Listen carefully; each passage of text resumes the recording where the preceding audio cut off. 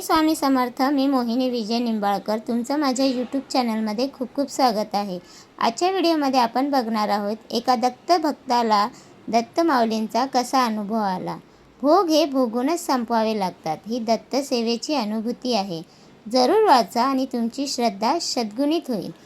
श्री दत्त प्रसन्न. मी साधारण 4-4.5 वर्षाचा होतो तेव्हाची घटना आहे. आईची नर्मदा परिक्रमा आटोपली होती व गाणगापुरी मुक्काम होता. अचानक मला काय झाले समजले नाही. उलट्या सुरू झाल्या. काही खाल्ले तरी उलटी होत होती. डॉक्टरांचे औषध सुरू होते, पण त्रास अजिबात कमी होत नव्हता. रोजच्या नियमाप्रमाणे होणाऱ्या तिन्ही आरत्यांना आई मला घेऊन जायची. कडेवर आरती झाली की आई करुणा त्रिपद म्हणत असे व नंतर घोरकष्ट उद्धरण स्तोत्रही. दिवसेंदिवस माझी तब्येत पूर्ण खालावत चालली होती. आईने श्री दत्तात्रेयांना आळवणी केली. अचानक दुपारी 3:30च्या सुमारास मंदिरातून पुजारी आले. हातात चांदीचे नैवेद्याचे ताट होते. त्या पुजाऱ्यांनी विचारले, इथे कोणाचे लहान मूल आजारी आहे?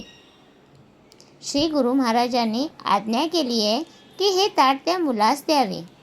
धर्मशाळेतील लोकांनी माझ्याबद्दल सांगितले. पुजाऱ्यांनी ताट आईस दिले व सांगितले की हा 12 वाजता नैवेद्य दाखवला गेलाय, तो आत्ता उचलला गेला. त्यावेळी गुरूंनी तुमच्या मुलासाठी हा नैवेद्य देण्याचा आदेश दिला आहे. हे त्यास खाऊ घाला व ताट नंतर आमच्या घरी पोचते करा. 10 नंबरच्या पेढ्याच्या दुकानामागे घर आहे, तिथे द्या. आईने ते ताट उघडले. त्यात केशरी भात थोडासा खाल्लेला होता. बाकी सगळे तसेच होते. मग आई त्यातील प्रसाद मला खाऊ घातला व रिकामे ताट वाट्या स्वच्छ घासून परत करण्यास गेली. तो त्या पुजाऱ्यांनी सांगितले की नैवेद्याचे ताट तर आम्ही कोणालाच देत नाही व आजचे ताट काय नेहमीही नैवेद्य झाला की तासाभरात परत येते. हे ताट आमचे नाही व आम्ही हा नैवेद्यही पाठवला नाही. ते साक्षात नृसिंह सरस्वती होते, जे तुमच्यासाठी आले आणि प्रसाद देऊन गेले. आईने विचारले, ह्या ताटाचे काय?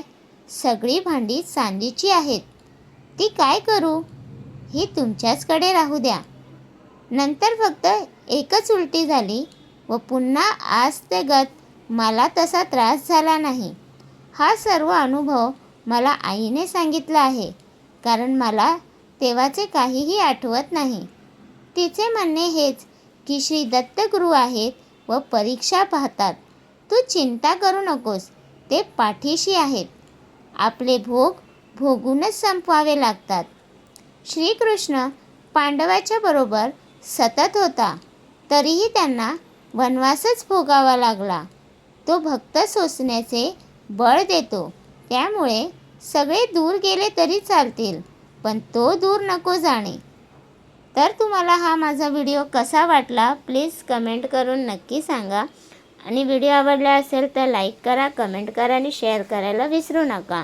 आणि तुम्ही अजूनपर्यंत आपल्या यूट्यूब चॅनलला सबस्क्राईब केलं नसेल तर प्लीज जाऊन चॅनलला सबस्क्राईब करा आणि आपल्या इंस्टाग्राम अकाउंटला फॉलो करा.